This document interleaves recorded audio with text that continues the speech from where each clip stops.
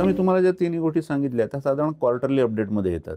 Form 1, 2, 3. आता वेगळं एक आहे ॲन्युअल अपडेट पण काही असतात. ॲन्युअल अपडेटमध्ये 2 फॉर्म येतात, एक फॉर्म 5 आणि फॉर्म 2A. आता फॉर्म 5 काय आहे, तर फॉर्म 5 जो आहे हा पण सीएच भरतो, परंतु हे दोन्ही सीए लक्षात घ्या वेगळे असले पाहिजेत. फॉर्म 3 देणारा सीए एक वेगळा असतो आणि फॉर्म 5 देणारा सीए एक वेगळा असतो. एक कंपनीचा रेग्युलर जो स्टॅच्युटरी ऑडिटर असतो तो असतो आणि दुसरा रेग्युलर त्या प्रोजेक्टसाठी असतो, जो फॉर्म 3 तुम्हाला भरून देत असतो. पण फॉर्म 5 मध्ये काय कोणती इन्फॉर्मेशन असतं, फॉर्म 5 मध्ये सगळ्यात महत्त्वाची इन्फॉर्मेशन असते. फॉर्म 5 मध्ये असं असतं की प्रमोटर तुमच्याकडनं पैसे घेत असतो. आता सपोज प्रमोटरचा प्रोजेक्ट जो आहे हा 4 वर्ष चालू आहे, तर हा जो 4 वर्ष चालू आहे तर त्याने आतापर्यंत किती पैसे घेतले टोटल, शिवाय त्या फायनान्शियल इयर मध्ये किती पैसे घेतले ही अमाऊंट दिलेली असते आणि त्याने त्या वर्षी किती विड्रॉ केले, अर्थात प्रोजेक्टसाठी लागणारे पैसे. हे आपण जे बोलतोय ते त्या 70% अकाउंट बद्दल बोलतोय. त्यातनं किती विड्रॉ केले त्यांनी आणखी आतापर्यंत त्याने टोटल किती विड्रॉ केले, म्हणजे त्या फायनान्शियल इयर मधलं डिपॉझिट आणि विड्रॉवल आणि क्युम्युलेटिव्ह आतापर्यंत डिपॉझिट आणि विड्रॉवल